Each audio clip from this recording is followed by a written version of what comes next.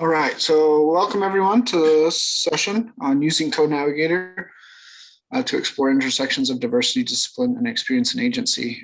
David and Eric are going to be the presenters for this session. I am merely just moderating. I'm actually an instructional designer that has volunteered to just kind of moderate and make sure everything goes smoothly. So if you do notice, there are transcripts going on the bottom of the screen. We've had the request that those be enabled. So if you need those are going for you. And we'll turn the time over to Dave and Eric. Thanks very much, Kyle. Well, it's really a pleasure to be here virtually at AIS again. As Kyle mentioned, I'm Eric Brown at the University of Maryland, Baltimore County. I will be leading off our presentation, and then David Earle will be taking us home. And well, I'm going to start with a good afternoon. I know that it's not afternoon everywhere. It's sort of the magic of being able to be with folks virtually, but it's afternoon here. And I'd like to say good afternoon, everyone. It really is my pleasure to kick off this session and introduce to you an innovative partnership between the University of Maryland, Baltimore County, that's UMBC, UMBC's Interdisciplinary Consortium for Applied Research in the Environment, ICARE, and CoNavigator, a unique hands-on tool for interdisciplinary collaboration. The program of which I am part, the Individualized Study Program at UMBC, is serving as an intermediary of sorts between ICARE and CoNavigator. We have a partnership with our friends at CoNavigator that extends back over 5 years now. In fact, it started at a previous AIS conference. My colleague, Stephen Freeland, who's director of INDS, Individualized Study at UMBC, saw a real opportunity to bring the dynamism and collaborative energy of CoNavigator to the unique proposal that the ICARE team was putting forward. In 2019, ICARE secured a National Science Foundation research trainee grant to help change the face of the environmental workforce by offering a master's level graduate program focused on training underrepresented minority students in environmental problem solving. The students come to UMBC and pursue master's degrees in one of the following degree plans. That's the biological sciences, chemical, biochemical, and environmental engineering, marine estuarine environmental sciences, policy studies, or geography and environmental systems. But more than just diversifying the workforce, the 5-year grant seeks to change the way in which research is used to solve environmental problems. A key component of this objective is placing student trainees in research teams that include a faculty member from UMBC, a non-academic professional scientist, and a community stakeholder. And it's in this space where we saw an opportunity to use CoNavigator. CoNavigator will support the development of a common framework across scientists and stakeholders from multiple disciplines and sectors of society. The student trainees will benefit from direct and sustained professional networking opportunities and participation in engaged research at the science policy interface. What's important here is that all the members of each team feel empowered and invested in the research project. The challenge is merging the perspectives of a diverse team that will have very different backgrounds, perspectives, and levels and types of training. In the slide you see here, this image gives a sense of that intersection. David, if possible, yes, thank you. And it's this intersection of diversity, discipline, expertise, and then perhaps really importantly for our study, agency.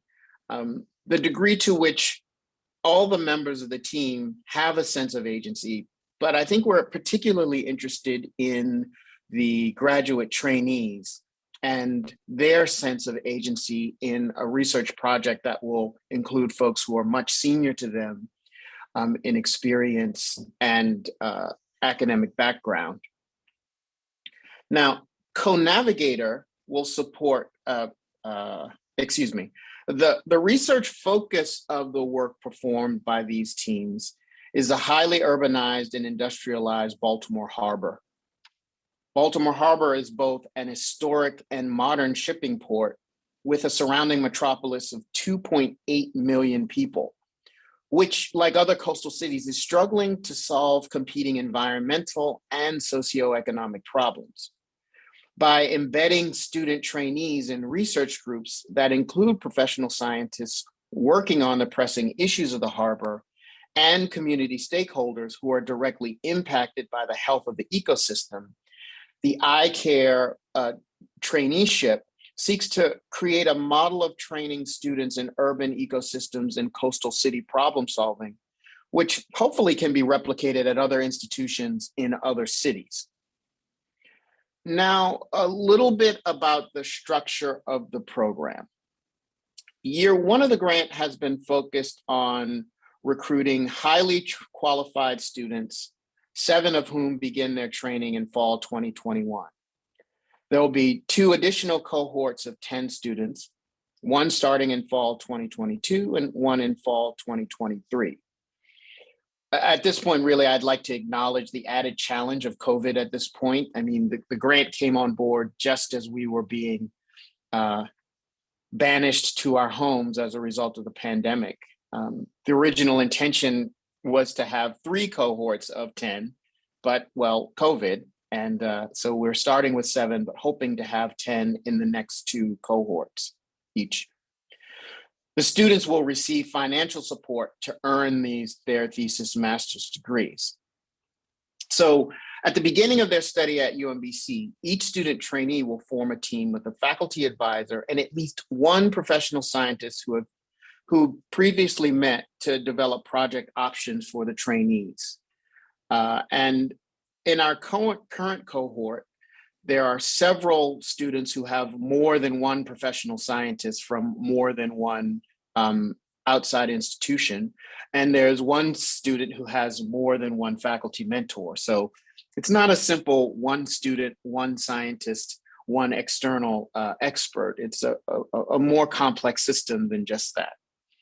The external scientists are drawn from an array of environmental institutions in the region, including the Chesapeake Bay Foundation, Ecologics, Baltimore City Works.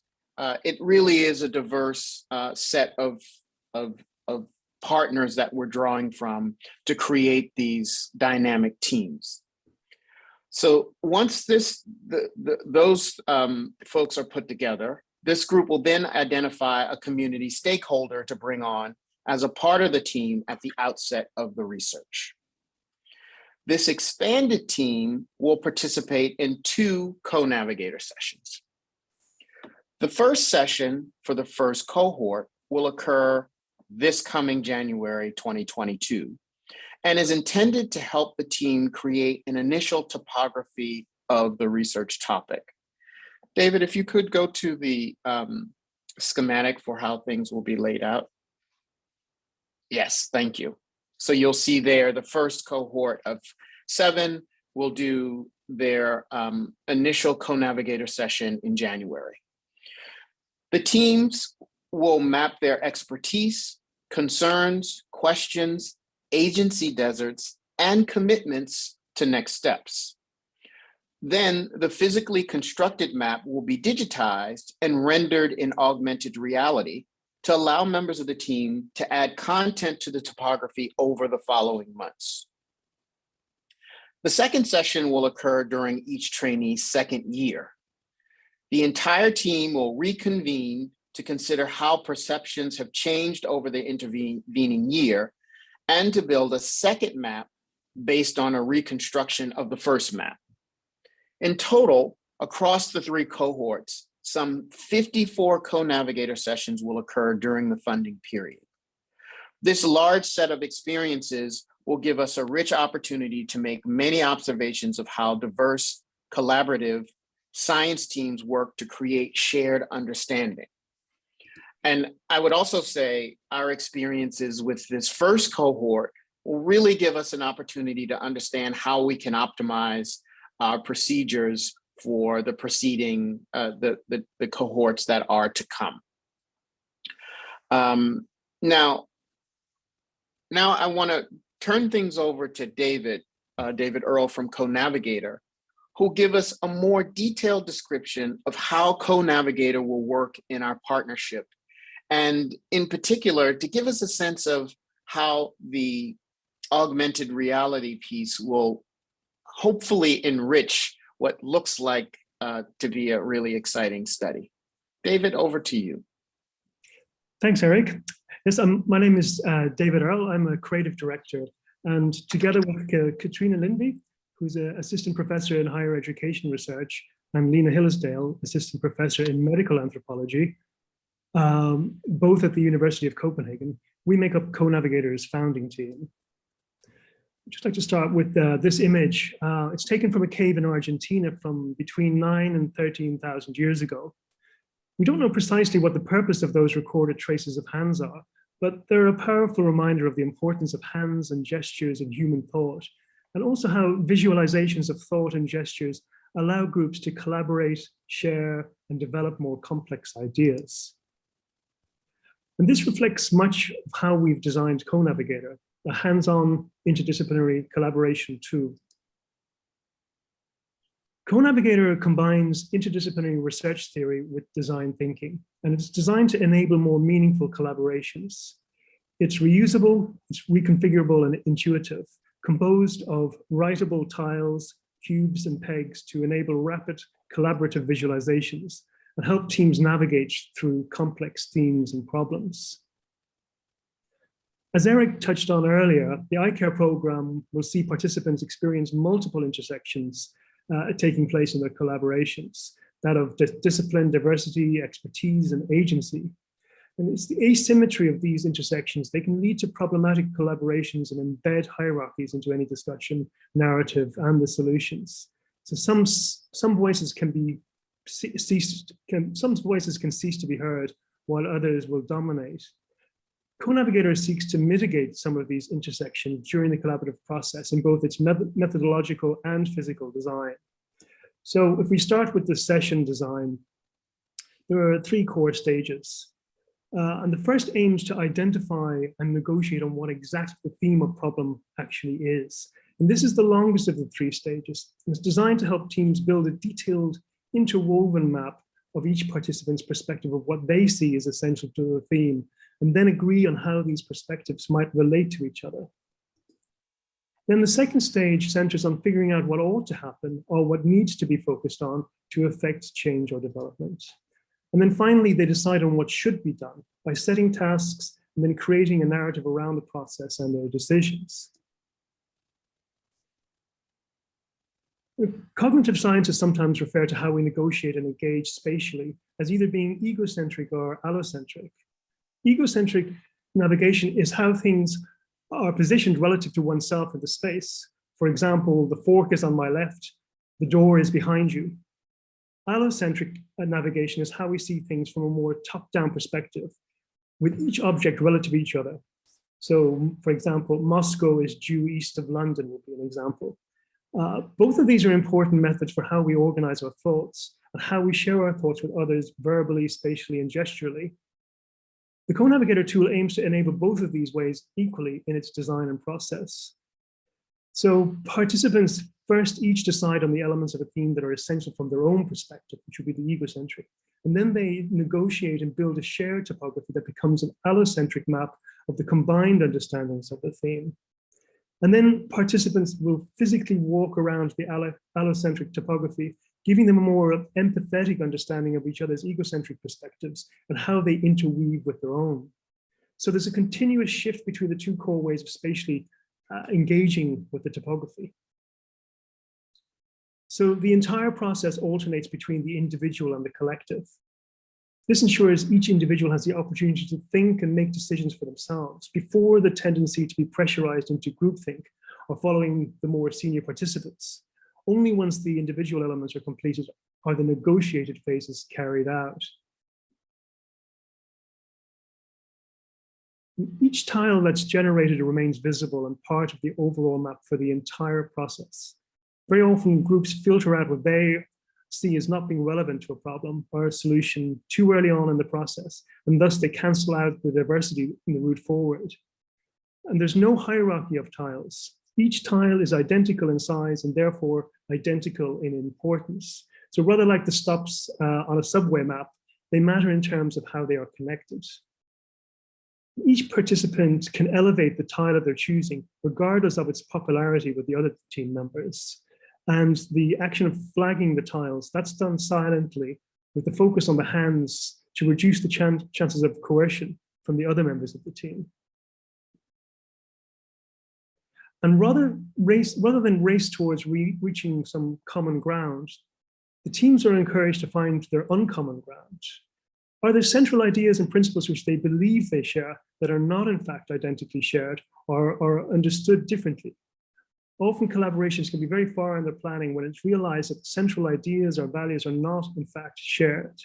So in the zooming in step, this encourages participants to add more context to a concept upon which the entire group appears to agree on. Tiles which have been flagged by all participants as being essential are then revisited, and each member is asked to describe in more detail why they chose that tile and what it means for them. This can reveal complexities and nuances between the participants' diverse backgrounds. This extra contextualization also leads to new insights and avenues of thought and analysis that might otherwise not have been open for discussion or curiosity. And when there's a high level of diversity between the participants, some areas of the topography can be quite cold, particularly when participants have limited understanding of or exposure to those concepts or concerns. There might be elements which are crucial to the overall theme, but they might be too granular for the team's makeup. So in the process of zooming out, groups of tiles can be represented by a more general one, and thus allowing concepts to be included in the overall topography, but in such a way that each participant can engage meaningfully with. But it should be noted that all of the original tiles will still be visible at the end of the session and none are thrown away. So once the team has decided on what they believe is essential to a theme or problem, then they're asked to upturn all those pegs that are on tiles upon which they believe they have no agency or influence over.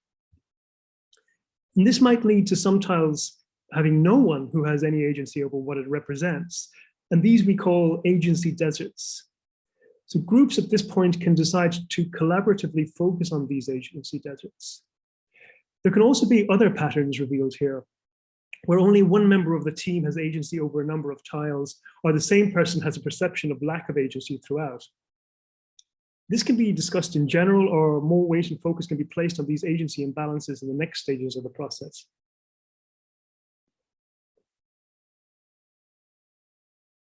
Presenting the process makes use of storytelling and can often reveal a coherence in the shared narratives that were not apparent during the process itself. Combining the visual and spatial map with a shared narrative, which is presented at the end of the session, can help to strengthen the shared understandings of the process and the understanding gained along the way. We should also just touch on the physical design. CoNavigator encourages teams to collaborate spatially, using tactile elements that require coordinated hands while building their shared narrative. Collaboration is focused on the tools elements, using gestures, voices, and hands, which can improve the collaborative outcomes. There are no visual cues on the tiles, such as lines or squares. Each tile is a literal blank slate, allowing the individual to add words, symbols, icons, or glyphs, and combine with the other participants' identically designed tiles. Color is reduced to a minimum and used only to denote each individual's contributions. And the building of bridges is designed to be carried out by two individuals, which encourages synchronized physical cooperation using one's hands. And building maps using the basic cardinal points Connecting lines and dots are the basic building blocks of spatial and gestural thinking. Humans are predisposed to treat information placed on the horizontal axis neutrally, meaning there is no inherent privileged direction. In many CoNavigator sessions, there can be a tendency for a centralization of the concepts with the most connections, while the peripheral tiles are less populated. But the cardinal direction of these peripheral lines is generally not significant. The vertical elements are more hierarchical, however. Pegs placed on top of the tiles endow them with more importance, but this is done in a completely democratic way with one peg per tile per person. At the very top of the vertical axis are the elevated tiles of cubes. These are the most important tiles of the topography, but are each chosen by the individual participant as the concept they themselves would like to focus on. And most recently, well, up until now, the method for recording the outcomes and the outputs of a co-navigation came from photographs of the session or video recordings of the presentations, and then the physical task cards, which participants would take with them afterwards. But we've now developed an augmented reality function, which allows groups to make a digital three-dimensional facsimile of the topographies, and then use them as a kind of memory palace, allowing teams to revisit, add new layers of knowledge for them over time.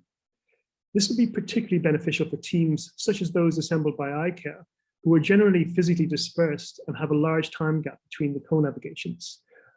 I'm just going to start up a short video demonstration, which might be a little bit jerky because it's playing video over Zoom, but hopefully you will get the general sense of it.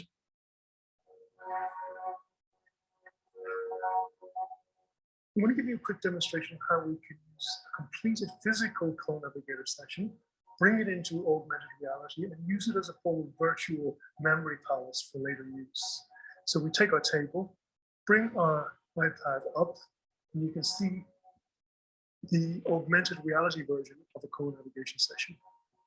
And it's just as the original co-navigator session was. We can move around it in 3 dimensions.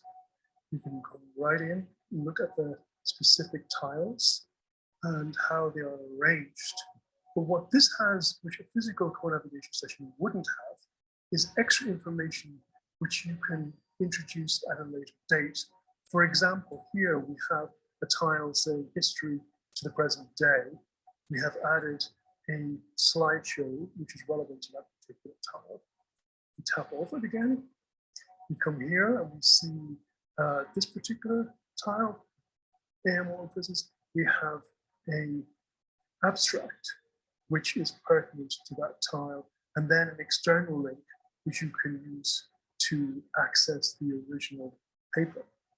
So we have all different types of information which we can add.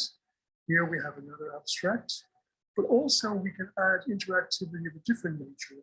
For example, in the task cards, if we tap on this one, you can see that we have a link to a Google Doc, which different team members could collaborate on. Over here, we tap here, we can see this is a link to a Zoom session or a Slack channel, or even Microsoft Teams session.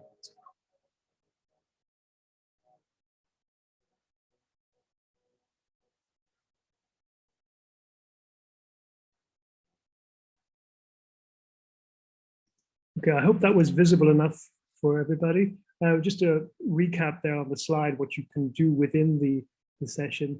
But it's quite an important tool, I think, for this particular program. It'll allow the team in the iCare to revisit their sessions over time and then add links and new layers of knowledge and understanding during the time between the first and the second co-navigated sessions. And this going back to the slide which Eric had taken us through, we can see again where these augmented reality updates was coming.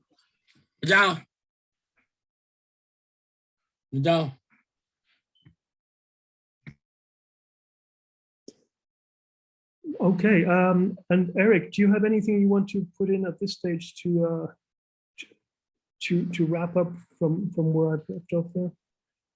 Yes, David, thank you very much. I have to say we on this side are really looking forward to mining the rich trove of data that we're going to be able to collect. I mean, I think not only are we excited about how the CoNavigator sessions will be useful for the eye care team, but also what we'll be able to gather from what we're observing and what we're collecting. The structure of the partnership between CoNavigator and eye care really gives us an opportunity to think beyond, you know, the sort of measurement goals that I think we have at present. And one of the things we'd really like is to have suggestions from the viewers of our presentation concerning measurement objectives and approaches that could really enrich our project. We're in a good situation in that we're able to be exploratory, and there are some things that we're thinking about on the front end. But given that we've not even started with our CoNavigator sessions, we, and at this conference and other places where we've talked about this, have a really good opportunity to, in another use of the word mine, but mine the collective expertise of folks who we are talking about the project with, to think about how we can grow, how we can develop, and how we can really think critically about what we can get from a unique opportunity to do observations and interactions in this collaborative interdisciplinary science team building space.